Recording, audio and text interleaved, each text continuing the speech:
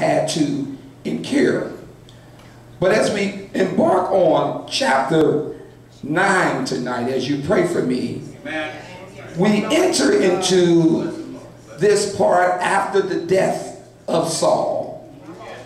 David's friend Jonathan, who was some theologians and some Bible scholars say they were so close. Jonathan was David's best friend. And there was many times because of Jonathan's and David's friendship that Jonathan would steer Saul away from doing harm to David. But it really doesn't matter what people have planned for you. Whatever God's destiny, whatever God's will for you, doesn't matter who's jealous of you, what they got planned, what they got plotted. You know, so many times we can't even have friends. Because sometimes, to the best, people have hidden agendas. They're your friend because they're after something. They're your friend, they're your buddy, Mother Kaiser, because they want something that you have. They want to link up into a position. But David and Jonathan were just friends. There was no strings attached. And sometimes, you know yourself, you just want somebody who can just be your friend. It's really sad in the church that you just can't have basic friendship. Some folk who just not jealous of you. When God blesses you, there's a little form of jealousy. Folk can't get up and witness when God bless you. But when it's their time, they want everybody there. They want the lights to be turned out outside and all the spotlight be on them. But sometimes we just want somebody just to be our friend. David had a friend. Jonathan and David were so close that some folk even tried to say they were homosexuals. Isn't that the way it is in the church? Sometimes folk can't put nothing on. They'll say she must be gay or they must be gay because of the friendship and the connection that you might have. Well, God has a connection with us because of his son Jesus. As you read here in chapter 9, as I swiftly move here, David asks the question, because after the death of Saul and Jonathan, praise God, there seemed to be a question. The question was, is there yet any that is left of the house of Saul, that I may show him kindness for Jonathan's sake, for my friend's sake? And the Bible says that there was of the house of Saul a servant whose name was Ziba. And when they had called him unto David, the king said unto him, Art thou Ziba? And he said, Thy servant is he.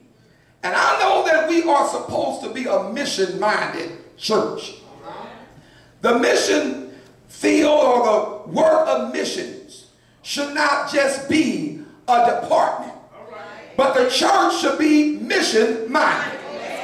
When I was growing up as a child, and I praise God, the Lord saved me at an early age, called me to preach at an early age. But I remember when I was 4 and 5 years old, Dr. Clark, I remember my mother, Mother Watts, praise God, who really does the same work as a supervisor. She, you know, she doesn't stop cooking for those who get sick, visiting those in the hospitals and nurses homes. She still do it. But I remember as a child, Mother, I remember going into the homes and my mother washing the feet and cleaning up the house of those who were unable to do it. Going to the nursing homes. I remember sliding on Christmas Eve, sliding on the ice, carrying baskets from our house. Food that I thought was for us was going to other houses. On Christmas Eve night, when I should have been excited about my toys, we were delivering turkeys and baskets from our house. And so there's something that was invested in my spirit as a child.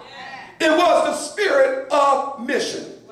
The spirit, praise God, not just of mission, but the spirit of compassion for this world that we are in today.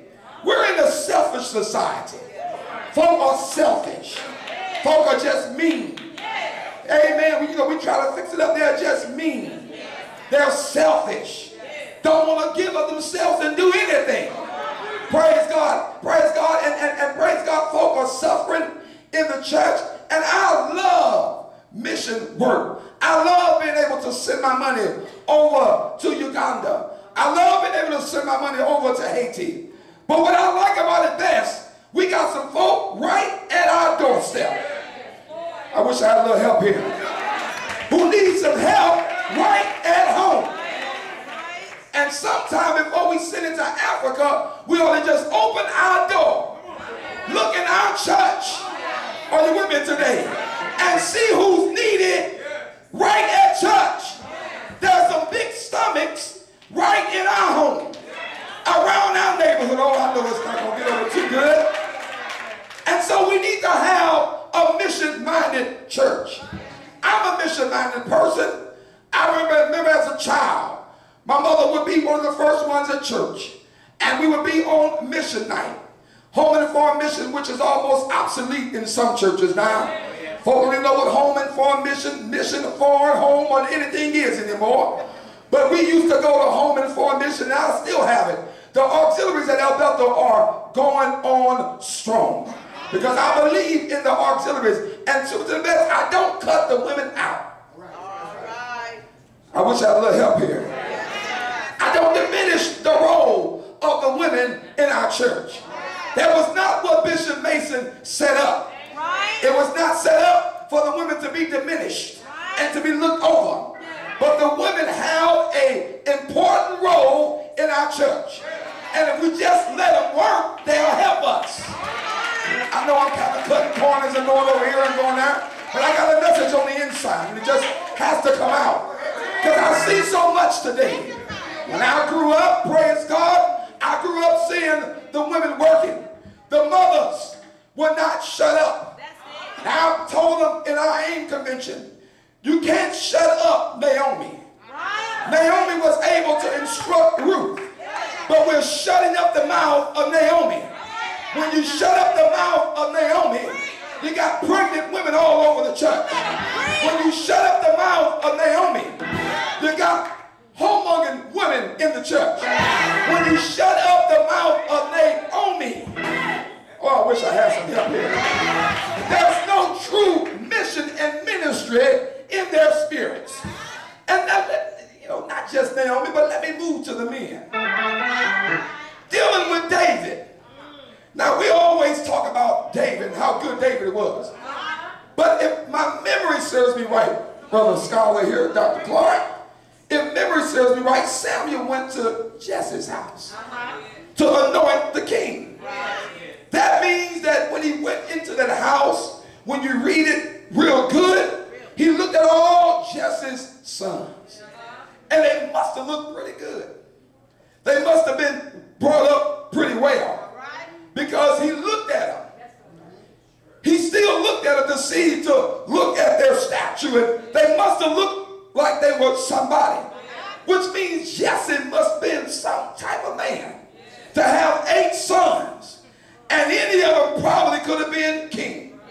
But when you shut the mouth of Jesse, when Jesse can't talk, what are you talking about, brother preacher? When the older seasoned men can't tell us nothing. You got shipwrecked churches. Homongering preachers consistently homongering in the pulpit. No help, nowhere. Because Jesse can't talk. But when you let Jesse talk, you get men and not fags. Are you with me today?